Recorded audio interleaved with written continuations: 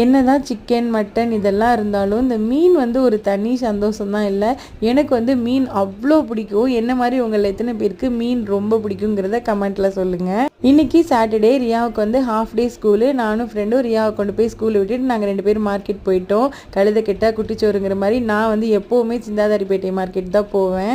மீனெல்லாம் நல்லா ஃப்ரெஷ்ஷாக சூப்பராக தான் இருந்தது. ஆனால் விலை கொஞ்சம் அதிகமாக இருந்த மாதிரி எனக்கு தோணுச்சு.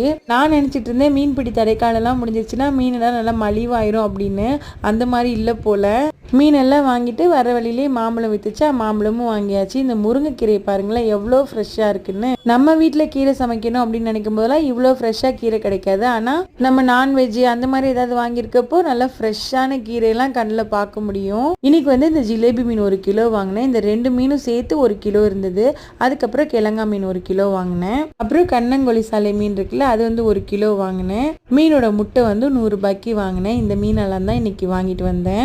லாஸ்ட் டைம் அந்த கண்ணங்கொழி சாலை மீன் வாங்கினப்போ வந்து அது ரியாவுக்கு ரொம்ப பிடிச்சிருந்தது. அதனால் இந்த தடவை வாங்கினேன். ஆனால் இந்த தடவை பிடிக்கல. ரியாவுக்கு என்ன பிடிக்கும் என்ன பிடிக்காதுங்கிறத தெரிஞ்சுக்கிறதே எனக்கு ரொம்ப பெரிய கஷ்டமான வேலை. ஏன்னா லாஸ்ட் டைம் அதை நல்லா சாப்பிட்டுச்சுன்னு இந்த தடவை வாங்கினேன். இந்த தடவை சாப்பிடவே இல்லை.